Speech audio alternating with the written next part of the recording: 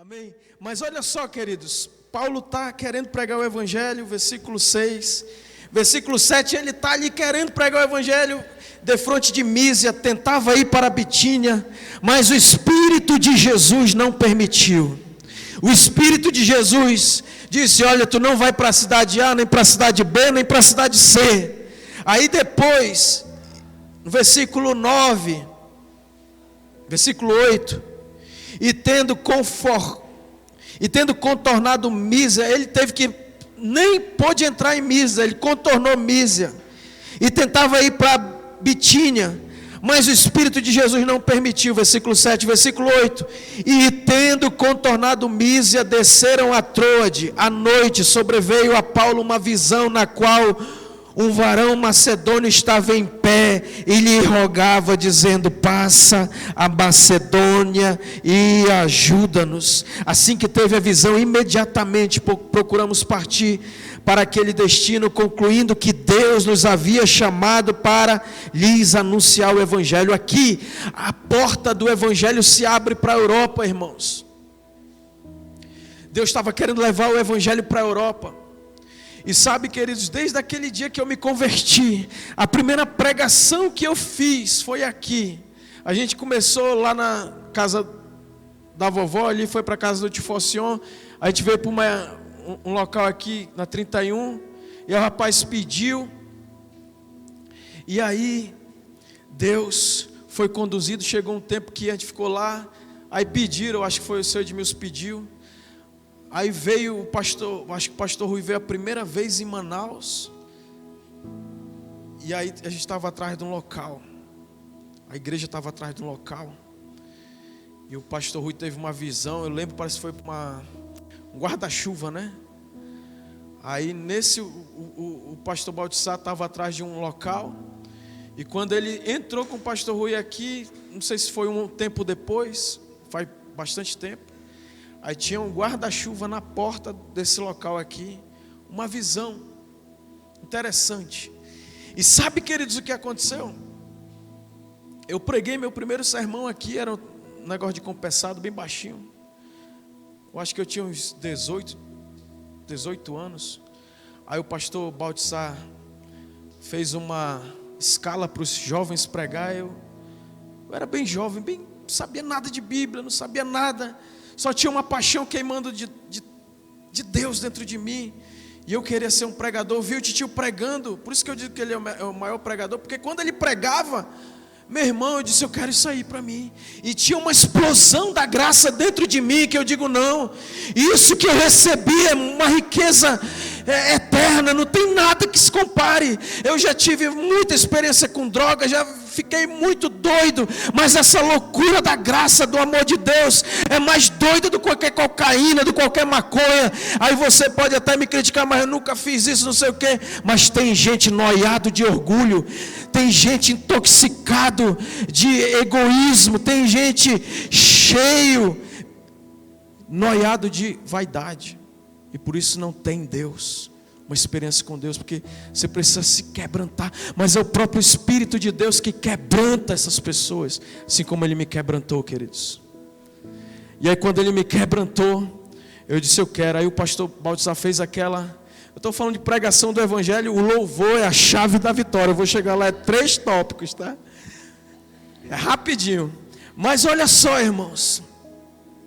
Aí eu me preparei. Nesse dia eu virei um teólogo, as 3 virtudes teologais. Filipenses. Agora, pois, permanece a fé. Eu acho que foi Tessalonicenses. A fé, o amor e a esperança. Mas o maior de todos é o amor. Eu fiz os 3 tópicos: fé, amor e esperança. Aí, as 3 características de um verdadeiro cristão. Aí eu vim para pregar. Aí deu... Quando eu vi, tinha bem pouquinha gente. Comecei a passar mal, meu Deus. E os bolsos aqui bonito, 3 tópicos: tema, introdução, desenvolvimento, conclusão. E eu olhava aí, querendo morrer. E aí falei, era 30 minutos, Naira, falei. Se eu falei 5 minutos, eu falei muito. Aí eu desci arrasado. E aí o pastor já era um homem experimentado. O pastor Baltissá pegou a palavra e deitou e rolou em cima. E eu olhando, ainda bem que ele deitou e rolou em cima do meu esboço. E aí eu desci e saí dali triste, mas frustrado, humilhado, arrasado. Dobrei a 31. Zedequias, você é um pregador de excelência, meu irmão. Quinta-feira foi. Até agora eu estou pensando naquela restauração. Mas eu subi chorando, triste, dizendo: Deus, eu sou muito burro. Eu não sei falar. Eu não sei de nada, Senhor. Mas eu quero pregar a tua palavra, o teu evangelho, aquilo que me transformou. Senhor, se um dia se eu pegar esse burro, falei assim mesmo, se eu pegar esse burro e der sabedoria para ele, e me der, Senhor, o dom da tua palavra, o Senhor pode contar comigo, que eu vou pregar a tua palavra até os meus últimos dias aqui na terra, porque por toda a eternidade eu vou falar do teu amor, da tua graça. E aí passou anos e anos, eu fui fazendo e comecei a estudar e tudo mais, estou pregando. Mas o meu chamado, queridos, é chamar. É te chamar.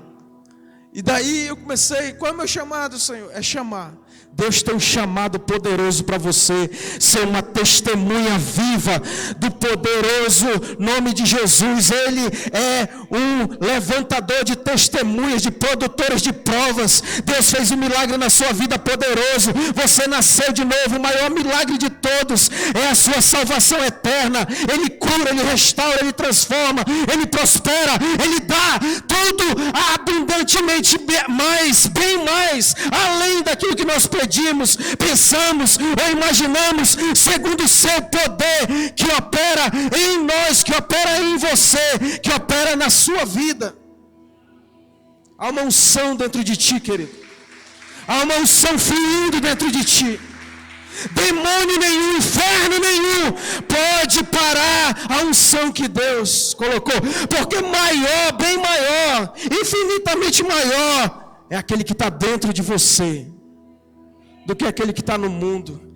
E aí Paulo, queridos, vai lá e ele tem a salvação de Lídia e começa a vir um cara lá, um jovem, começa a dizer: esse cara aí, ele é um homem de Deus. Ele é o cara de Deus. Agora eu vou para os nossos tópicos aqui, amém? Aí Paulo repreende o capiroto que está no corpo dele. Diga para o seu irmão: você tem poder para expelir demônios, para expulsar demônios.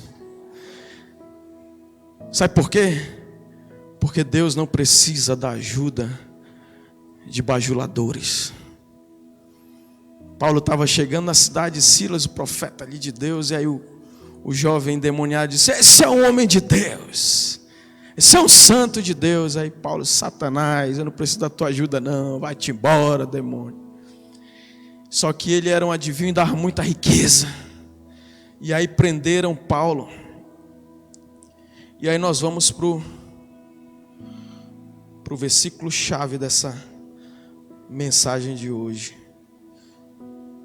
São 18h14. Eu tenho quanto tempo ainda, pastor? Até 7? Mas eu não vou até 7 não, senão vocês... Mas aí, queridos, Paulo vai preso. Diga: fazer a obra de Deus. Vão te perseguir. Vão te perseguir. Isso aí é... Vão perseguir. O nosso pastor falou aqui: torturados por amor a Cristo. Eles foram torturados por amor a Cristo nesse dia. Mas a gente é umas pedradas só de calúnia, né? Ficarem irados conosco. Tem gente, né? Essa semana tá filmando, né? Tá gravando, né? Esse é o problema de gravar, né? O cara não pode. Mas vou falar aqui em código. Vou ficar com raiva de ti de graça. Porque o diabo vai se levantar. Mas ele já se levanta derrotado. E aí eu tive assim um levantezinho básico, né, normal. Quando você se alinha com Deus para fazer o propósito de Deus, vem um levante normal. Só para você ficar mais maduro. Um grande sinal de um cristão maduro é que ele ama. Amém? Que ele não guarda ressentimento. Tem um pregador que se levantou, irmãos, que ele prega na escola. Zedequias, eu lembro de ti, eu só olho para ti, eu lembro do Major, a gente lá no Major. E agora o Davi, rapaz, tio, só vive pregando para as coleguinhas dele. Olha, tu tem que tirar essa mágoa do teu coração, porque senão Deus não vai te tocar. Porque senão Deus não vai te tocar. Você não vai poder conhecer Deus. Isso é papo de quando a gente vem da escola, entendeu? E eu quero te dizer que teus filhos, tua família vai ser toda blindada pela glória de Deus. Teus filhos não vão se desviar. Teus filhos, eles vão ver você amando Jesus e eles vão entrar. Sabe por quê, queridos? Nossos filhos, eles vão por aquilo que a gente valoriza. Eu ouvi uma palavra, não sei se foi do Luciano Subirá, do Josué Gonçalves. Não sei, eu acho, não lembro agora, que eu assisto tanta pregação. Eu não sei como é que o cara consegue ficar 2 horas, 3 horas assistindo um jogo, assistindo Big Brother, e não consegue assistir 2 horas de pregação. Eu assisto, irmão. É minha parceira de podcast cristão, minha filha. E aí, queridos, teu filho, eu quero dizer isso, teu filho, teus filhos vão ser aquilo que tu ama. Amém? Eu ouvi o cara falar, se tu ama empreendedorismo, ser um empreendedor, teus filhos vão ser empreendedores. Se tu ama ser médico, teus filhos vão para aquilo que tu ama. Não é aquilo que tu ensina para eles, é aquilo que tu ama. Aquilo que é mais valorizado, no sentido do amor de valorizar. Aquilo que você mais valoriza. Então, eu estou diante de pais aqui que valorizam o reino de Deus, que valorizam a igreja de Jesus, que valorizam Jesus, amém? E aí teus filhos vão valorizar. Não estou dizendo aqui que a igreja é perfeita, não existe. Porque o dia que tiver uma igreja perfeita e eu for para lá, eu vou acabar com essa igreja, irmãos. Mas vamos lá. Paulo agora está preso. Vamos ler esse texto aí. Capítulo 16, avançando um pouquinho. 17, né? Clamava o jovem endemoniado. Versículo 19: vendo os senhores que lhes desfizera a esperança do lucro, agarrando em Paulo e Silas, os arrastaram para a praça à presença das autoridades. E levando os pretores, E levando-os aos pretores, disseram: estes homens, sendo judeus, perturbam nossa cidade, propagando costumes que não podemos receber nem praticar, porque somos romanos. Levantou-se multidão unidas contra eles, e os pretores rasgando-lhes as vestes, mandaram açoitá-los com vara. Guarda isso aí, mandaram açoitá-los com varas. E depois de lhes darem muitos açoites, os lançaram no cárcere, ordenando ao carcereiro que o guardasse com toda a segurança. Irmãos, eles apanharam muito, só pelo fato de eles terem libertado o endemoniado, terem feito vidas, encontrarem a salvação eterna. Agora eles estão apanhando. E aí o cara ainda deu ordem para o carcereiro, pastor Eric: meu irmão, arrebente esses camaradas. Deu ordem para eles: persegue mais eles, faz eles sofrer mais. E aí eles já estavam, perdoa o português, estavam lascados, irmãos, com varas. Não existe direitos humanos nessa época, não existia. E era desumano, meu irmão. E aí eles apanhando lá. O carcereiro pegou, a gente vê a salvação do carcereiro, né? A gente fica até achando que o carcereiro era gente boa. O carcereiro era um satanás, irmão. Botou eles lá na prisão interior, lá no fundo do poço. Vai lá. Lá no negócio mais frio, lá no negócio mais cheio de animais peçonhentos. E ainda mais, amarrou os pés deles. Amarrou eles. O cara que está todo arrebentado vai para onde? E aí, queridos, diga, o louvor é a chave da vitória. Não existia nenhum motivo para louvar aí. Não existia. Mas, versículo 24, recebendo tal ordem, levou-os para o cárcere, versículo 24, para o cárcere interior, eles prendeu os pés no tronco. Versículo 25, por volta da meia-noite, Paulo e Silas oravam e cantavam louvores, e os demais companheiros de prisão escutavam. De repente sobreveio tamanho terremoto que sacudiu os alicerces da prisão. Abriram-se todas as portas, soltaram-se todas as cadeias de todos. O carcereiro despertou do sono. O carcereiro era tão pilantra que ele deixa todo mundo preso lá, pastor, que foi resolver a vida dele. Está todo mundo preso mesmo, apanharam. E aí ele foi resolver a vida dele. E aí ele volta para a cadeia, não, está todo mundo preso, os piores estão lá no carcereiro inferior, lá amarrado em tronco, já arrebentei mais, eu vou tirar um sono aqui. E foi dormir, em vez de ele ficar vigiando, porque quem trabalha em presídio tem que ficar vigiando, né? Não pode dormir, porque ninguém vai para presídio para dormir, irmão. O cara era mau. Mais mal do que aquele que te persegue lá no teu emprego. Mais mal, vixe, muito mais mal do que aquele teu parente lá que o bicho está invocado contigo de graça. Mas, irmãos, diga, o louvor é a chave da vitória. E aqui eu vou falar alguns tópicos aqui para você entender aqui o poder desse louvor.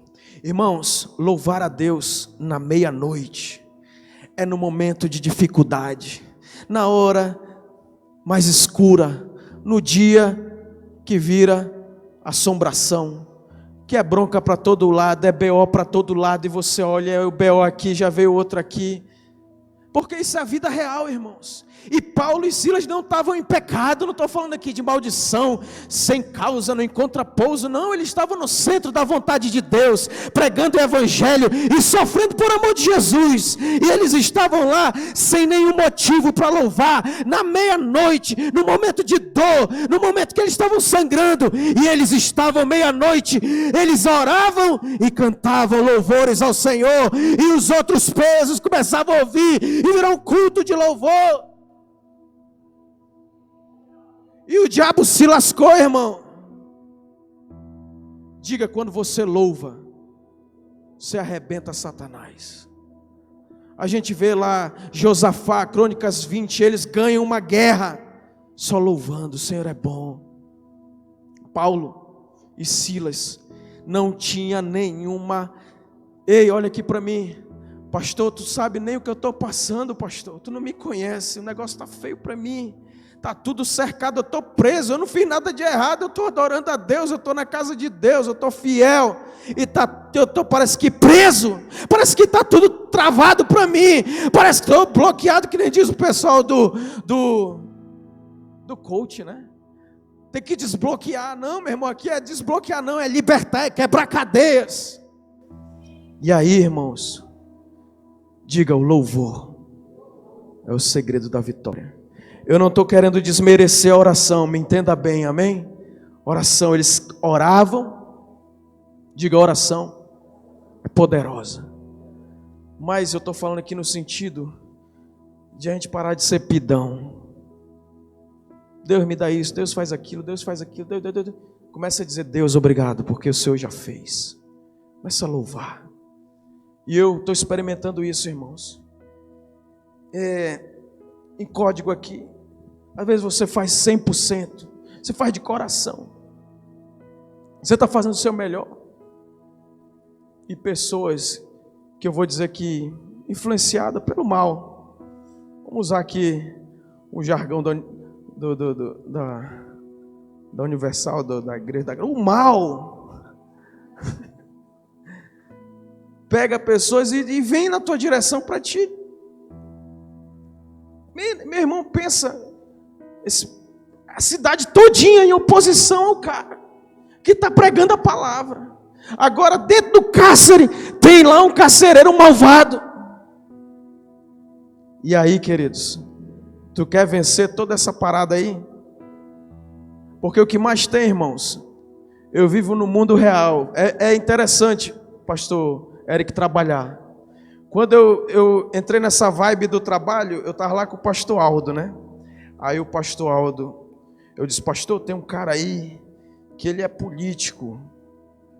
E aí ele me chamou para trabalhar, só que eu estou buscando direção de Deus. Quem anda nessa onda? Tudo na sua vida é direção de Deus. É Deus, meu Deus. Você vai para um trabalho, vai para a faculdade. Senhor, é Titi isso. Por isso que eu falei, Paulo foi impedido pelo Espírito Santo, depois pelo Espírito de Jesus. E aí eu disse, pastor, e aí o que é que o senhor acha? Me dá uma luz aí. E Deus falando comigo, rapaz, é hora. Só que eu me senti em pecado, porque o ministério tu tem que depender a tua fé. Não que eu nunca parei de depender de Deus, porque eu descobri que até o trabalho é pela fé. Principalmente quem não tem estabilidade, quem não é estatutário, é que vive pela fé mesmo. Quem é do distrito, nem se fala, meu irmão, você está na fé. É ou não é? Quem é empresário, empreendedor, quem é vendedor, autônomo, aí que vive pela fé mesmo, é ou não é? Eu não tenho contrato fechado, então não existe esse papo, aí eu vou andar na fé porque eu sou pastor. Não, todo cristão vive pela fé, 24 horas, 7 dias por semana, o ano inteiro, você anda pela fé, e você está bem respaldado, porque o Deus que cuida de você, Ele é o cara, Ele não vai te deixar nunca na mão, amém? Você pode dar um aplauso ao Senhor? E aqui é uma igreja de fé, aqui tem um pastor de fé, aqui tem igreja, é uma igreja de homens e mulheres que andam na fé. E é isso. E aí Paulo está lá, irmãos. Eu tenho que ler aqui alguns tópicos, ainda está o meu tempo aqui, tá top ainda. Aí, perto da meia-noite, já falei. Uma questão interessante aqui. Irmãos, olha aqui para mim. Fazer que nem o professor Alfiero lá, sábado, né? Atentai bem. Parecia um culto lá. Atentai bem. Quando eles começaram a cantar, os outros presos ouviram. Diga para o seu irmão, não deixa ninguém ouvir teu choro não, irmão. Primeiro lugar, que ninguém tem pena de ninguém. Não é porque... E eu não quero que você tenha raiva de ninguém, não. Diga, pessoas precisam de pessoas. Não é egoísmo. Mas sabe o que é? Eu tenho dito para todo mundo que eu posso falar. Porque todo mundo tem seus BO, irmão. Não adianta eu me vitimizar. Se eu for falar meus problemas aqui, a gente chora junto. Se você for contar os seus, a gente chora junto. Mas não vai resolver. Tem gente que fica só cantando choro e esperando. Eu falei para o tio, eu estou lá, mas a minha confiança não está no presidente do partido, não está no meu governador, não está no meu grupo político, não está no meu contrato de CLT, que agora eu estou CLT, vou receber até um FGTS que eu nunca recebi na minha vida. E aí vai ser grande o mistério. Mas o que eu quero te dizer, irmão, é que os presos não escutaram o choro dele. Eu tô arrebentado aqui, cara.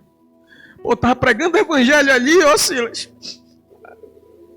Poxa, Deus não tá comigo, cara. Deus me abandonou, bicho.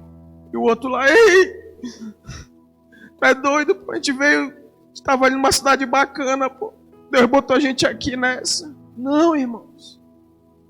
Você é da fé, você é do louvor, você é da adoração. Senhor, obrigado, porque o Senhor está me dando a honra, o privilégio de sofrer por amor do Teu nome.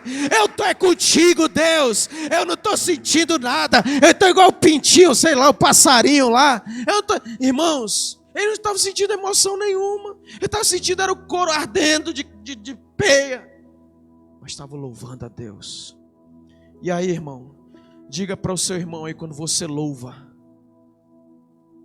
pensa numa coisa que move o trono de Deus. Deus habita no meio dos louvores. Deus disse: meu irmão, tem um cara ali que está apanhando e está louvando. Não tem dois. Eu acho que até os presos lá começaram a cantar também, que eles ouviram e entraram na onda. E aí, irmãos, começou um terremoto. Como que isso acontece, pastor? Meu irmão, furou o pneu do teu carro, estão te perseguindo lá. Liga um colega teu e diz assim: meu irmão, estão querendo te dar a pernada aqui, vão te tirar do teu emprego, vão te cancelar aqui, irmão. Agora a linguagem muda que só, né?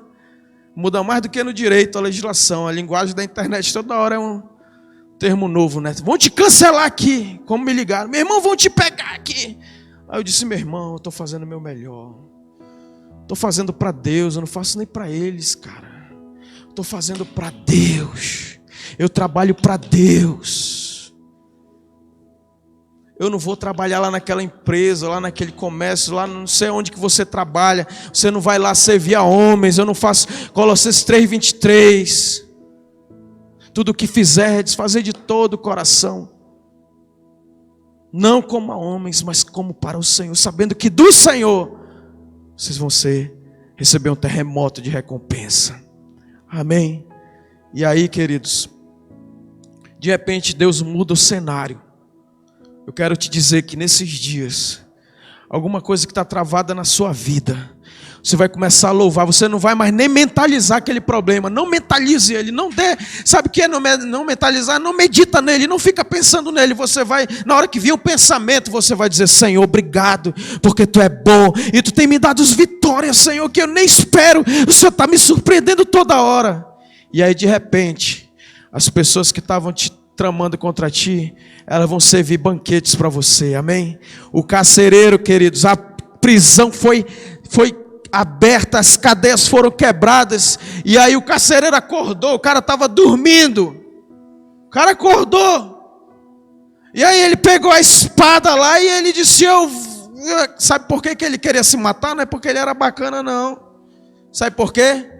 Porque na lei romana, na legislação romana, criminal, penal, sei lá, se você tinha responsabilidade por um preso, você era um carcereiro. Se esse preso fugisse, você pagava com a sua vida. Agora imagina toda a cadeia. Ele disse: agora, meu amigo, se um fugindo eu morro, agora é melhor eu me matar logo. Só que o homem de Deus, diga, é cheio de graça, é cheio de favor. Você não vai se vingar de ninguém, você não vai se ressentir de ninguém, você vai andar acima dos problemas, acima das tribulações, você vai andar no amor, a fé que opera pelo amor, amém? E aí você vai dizer: meu irmão, não faz isso não, está todo mundo aqui, cara, está todo mundo aqui, tu não vai ser assassinado não. Diga: Deus vai te usar, meu irmão, para salvar até os teus perseguidores, para demonstrar amor, amém? Para demonstrar misericórdia, compaixão. E aí, queridos, essa questão aqui se abre para o reino de Deus. Diga: na tua pior luta, vai ser a plataforma de Deus para a salvação. Dali nasceu a igreja de Filipos, irmãos. Uma igreja poderosa que Paulo elogiava. Até o pastor já pregou aqui algumas vezes, Paulo elogiando. Timóteo foi levantado pastor lá. Foi uma igreja poderosa. Diante de uma experiência de dor, de sofrimento. Diga: a minha maior dor vai ser a minha maior plataforma ministerial. E aí, queridos, eu vou para o encerramento com isso. A oração não desatou ali.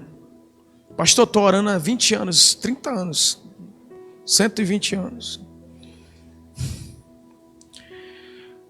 Mas o que eu faço? Canta louvores. Pastor, mas como que eu vou cantar? Eu vou encerrar com 2 histórias aqui, básicas.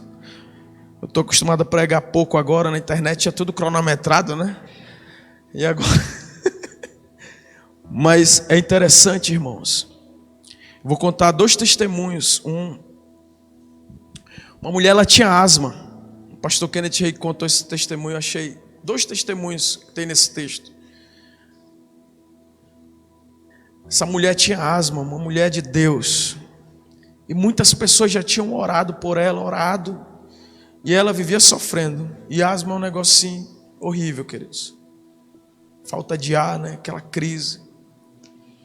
E ela crendo e pedindo oração e tal, chegou ali em Oklahoma, cheio de homens de Deus que são usados em milagre, né? E cheio de campanhas de fé, de curas e tudo mais. E aí ela ia para todas e orava e exercia fé e tudo mais, orava e nada, irmãos. Até que chegou um dia que ela foi com um certo evangelista lá, não decorei o nome dele, americano, né, inglês. E aí ela veio pedir oração pela cura dela da asma que ela sofria. E o pastor olhou para ela e disse: não vou orar por você. Deus está mandando eu dizer para você que quando vier os sintomas, quando vier a crise, você vai louvar a Ele. Você vai louvar. E eu lembro já de várias experiências. Uma vez estava uma mulher endemoniada lá na frente da casa do titio. Já era madrugada. E tinha o pessoal do Ministério de Libertação de uma grande igreja de Manaus. E não expulsaram nada da mulher. E lá foram pedir socorro. Estava eu e o titio. Acho que o Márcio estava também. E a gente foi lá. E eu era novinho, na minha. Fui chegando. E eu vendo aquele demônio brabo, valente lá. E a gente, e o nome de Jesus. E a gente já tinha a revelação do nome de Jesus. Já tinha todo já o macete de expulsar demônio era normal aqui, né, tio? Demônio aqui a gente pode vir, mano. Que a gente vai expulsar tudinho. Aqui terça-feira era a expulsão de demônio, não era o corredor do sal, não, era no nome de Jesus. Ninguém fazia nada de como é? Superstição, não, era no nome de Jesus, era com a fé viva mesmo. Não tinha negócio de superstição, não. Mas a gente orava e os demônios se manifestavam e pulavam fora. Mas aí dependia do ser humano, porque, irmãos, a gente tem autoridade e poder sobre os demônios, mas ninguém tem autoridade sobre o livre-arbítrio das pessoas. Tem gente que quer ficar endemoniado. Não é nem que quer ficar endemoniado, é que não quer abandonar o pecado. E o pecado é a base, onde o demônio se instala. Aí, papai, pode vir o maior que não existe, né? O maior homem de Deus, mas não existe, que o maior é Jesus. Mas aí eu lembro muito bem, tio, que a gente estava lá naquela briga. E aí eu na minha sempre calminho ali. Aí Deus falou: pá, vamos adorar. A gente botou lá o louvor. Vamos adorar a Deus. Já gritou aqui, fez tudo e nada. A gente começou a cantar o louvor lá, né? Existe um rio. Rapaz, o demônio ficou doido e quebrou. Foi para cima para quebrar o som lá. E aí ele veio aquela entidade já subjugada. E aí entregou todo o jogo. Ela tinha um problema, todos os demônios que eu me deparei, irmãos, impressionante. Por isso que o Davi, ele prega, ele gosta, quando ele vê falar em demônio, ele se amarra. Negócio de Apocalipse, né? Criança, né? Gosta dessa. E aí, todos os demônios se estabelecem na mágoa, no ressentimento, na amargura. E essa mulher tinha uma grande questão dessa. E a gente orientou e tal, mas a mulher não. Aí depois ele foi enfraquecido pelo louvor e adoração. E também não era responsabilidade nossa, que ela tinha a igreja dela lá e tudo mais. Mas esse caso dessa mulher de asma, irmãos, e ela questionou o pastor. Ela disse: mas como eu, pastor, ainda não fui curado, eu vou louvar. E aí o pastor citou Pedro, né? Ele levou sobre si as nossas enfermidades. Já levou a tua enfermidade. Mateus lá, que Jesus cita que pelas suas feridas nós fomos sarados. Mesmo texto lá de Isaías. E aí ela recebeu aquela palavra viva ali, aquela revelação. E ela disse: entendi, pastor. Então quer dizer que essa enfermidade aí ela tem que ser, ela está de forma ilegal, mas no caso é para me louvar, né? É verdade, vai, louva. Tua cura vai ser quando você louvar. E aí ela fez isso, ela obedeceu a palavra, diga a obediência, a direção, a palavra. Não estou falando aqui de doutrina, amém? Da revelação. Deus, ele fala na tua individualidade, na tua especificidade. Deus vai falar contigo. Desde que eu nasci de novo, tio, tem palavras que eu fico, vira e mexe, eu estou lá nela. Esse texto aqui, eu já estou 2 meses nesse texto de Atos 16. A Esté olha assim e já diz: pai, ser pastor é difícil, né? Eu estou pregando aqui, é figura nova, o cara fala que, mas aí fica aquela, mas você medita na palavra, naquela. Qual, pastor? Aquela, é o básico, funciona. Não precisa ser teólogo para andar na revelação de Deus, amém? Precisa ser só apaixonado por Jesus e crer na simplicidade, na pureza do Evangelho. Crer na palavra. E aí, aquela mulher começou, vinha o sintoma, vinha a crise, e ela disse: Senhor, obrigado, porque eu já fui curada, já fui sarada. E ela lá com a crise, e ela lá, quer dizer, na verdade, ela começou a cantar.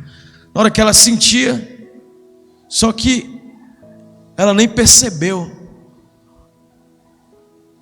Kenneth Hagin foi visitar ela estava 8 semanas. Pastor, eu estou 8 semanas sem crise, 8 semanas e 2 meses, né? Nunca tinha ficado tanto tempo. Depois foi ver 3 anos, 12 anos. Quando vinha na mente dela que ela tinha asma, ela começava a cantar. E aí ela estava há anos e anos sem, quando vinha na mente dela, ela cantava, e sem sofrer a crise, sem sofrer aquele, ou seja, ela estava curada. E a outro testemunho poderoso, era um evangelista de 20, 30 anos, cara novo, foi infectado de aquela doença de pulmão que matou muita gente, tuberculose, na década de 40, lá atrás, que essa doença era terrível, causou vários óbitos. E aí ele é evangelista de cura, de milagre e tudo mais. E aí ele tinha uma esposa que cantava, uma mulher de Deus, uma adoradora, uma cantora. Quando ele ia fazer as campanhas lá dele, de fé, de milagres. E aí ele ministrando, e ele com tuberculose. E aí aquelas reuniões de multidão, e aí ele pedia oração. Ele dizia: olha, eu estou com uma enfermidade, preciso de oração. Já pensou milhares de pessoas orando por ele? Milhares de pessoas orando por ele. Porque ele fazia várias reuniões, várias grandes reuniões. E aí foi agravando, chegou um tempo que ele não conseguia mais andar. E aí ele foi para a fazenda dos pais dele. Chegou lá na fazenda dos pais dele, ele não conseguia mais andar. Ele ficou acamado. E aí ele não tinha força nem de se virar, ele já estava definhando com a tuberculose gravíssima. Para ele se virar na cama era uma dificuldade. E aí ele avistou pela janela uma árvore bem longe, 400 metros. E aí ele avistou aquela árvore. E aí ele falou para Deus: Deus, me dá força para me chegar até aquela árvore, que eu vou chegar naquela árvore e eu vou orar até o Senhor me curar, ou até eu morrer, mas me dá força, Senhor. E aí ele, com muita luta, com muito sacrifício, levantou e foi, muita dificuldade lá até a árvore, começou a orar. E ele orando com muito, até para ele falar ele tinha dificuldade. Ele orando: Senhor, me cura e tudo mais. E aí não acontecia nada, e ele já sem forças. Me entenda bem, não estou desmerecendo a oração, mas estou enfatizando o louvor, amém? E aí ele orou. Chegou um momento que estalou uma revelação dentro dele: canta, louva, E ele começou a cantar, começou a louvar. E na hora que ele começou a cantar, ele nem tinha como falar, ele falava com muita dificuldade, bem baixinho. Ele começou a cantar. Pessoas a 2.000 metros, a 2 quilômetros, começaram a ouvir o louvor dele, porque ele foi curado cantando louvores a Deus de maneira sobrenatural. E por que eu estou falando isso, queridos? Se Deus cura uma tuberculose, se Deus cura uma asma, Deus muda qualquer situação. Deus, quando Paulo e Silas cantavam, oravam à meia-noite, cantavam louvores, Deus mudou a circunstância dele. E eu quero te desafiar nessa semana, a você no meio da tempestade, da luta, da oposição, você se levantar e cantar louvores a Deus, amém? Quero te convidar a ficar de pé. Diga: louvor é a chave da vitória. Eu queria te convidar a se colocar de pé, queridos. E essa igreja aqui é uma igreja que louva, que adora a Deus. Uma igreja que já sabe essa chave poderosa do louvor, amém? E eu queria louvar. Mas enquanto eles vão preparando esse louvor para a gente, eu quero fazer a minha última oração. Vou devolver a palavra. Eu queria que você escutasse uma visão. Uma mulher de Deus, ela também teve esse testemunho. Escute bem isso. Ela teve um problema de saúde, eu não lembro agora qual o problema. Um problema grave de saúde. E aí ela era uma mulher de Deus, uma mulher cheia de Deus. Mas ela estava com uma enfermidade muito grave. E ela foi orar para Deus. Era uma enfermidade que ela precisava se isolar, tipo Covid, tinha que ficar isolada. Ela se isolou e foi... Pelo motivo daquela enfermidade, ficou no isolamento. E ela disse: Deus, eu vou morrer, ou o Senhor vai me curar? Aí Deus deu uma visão para ela, uma visão. Uma balança com 2 pratos. E num prato estava escrito oração. E estava muito pesado esse prato da oração. Ela orava muito. E no outro prato estava escrito louvor. E o peso do louvor estava bem baixinho. E aí ela perguntou: Deus, o que o Senhor está falando comigo? Aí Deus falou com ela: pastor Eric, essa igreja crê em visão, amém? Nós cremos em visão, amém? E aí Deus falou com ela: quando as 2 balanças se equilibrarem, louvor tiver o peso equilibrado, você será curada. E ela parou de ficar pedindo a cura dela. E ela começou a cantar louvores a Deus. E aí foi equilibrando a balança da vida dela, da oração e do louvor. Não que nada seja melhor do que o outro, mas que o louvor, ele desata o fluxo de vitória, queridos. E aí quando chegou os 2 no mesmo nível, oração e o louvor, ela recebeu a cura dela milagrosamente, amém? Então, vamos louvar aí. E eu queria, levante suas mãos aos céus aí. Diga: Senhor, nessa noite eu recebi, Pai, essa chave, Senhor, do louvor, lá na minha casa, lá no meu trabalho. Eu anulo, eu cancelo toda murmuração, toda lamentação, toda reclamação, Senhor, no meu carro, andando, a pé, no ônibus, Senhor. Toda adoração e louvor às trevas é anulada, é extirpada pelo sangue de Jesus. E eu declaro agora um altar de louvor, de adoração na minha casa, no meu carro, lá no ônibus, no meu espírito, onde eu estiver. Eu vou estar, Senhor, te louvando, oh Senhor, com ações de graças, com cânticos, com hinos espirituais. E eu vou ver um fluxo de vitória. Sabe, queridos, não é barganha com Deus, mas Deus vai te abençoar numa velocidade poderosa. Você vai estar cantando louvores e Deus vai estar destravando coisas de anos, coisas que você está aguardando há 5 anos, 3 anos. Quando você começar a cantar, vai ser desatada e vai vir sobre você uma chuva de milagres de Deus, de bênçãos de Deus, em nome de Jesus.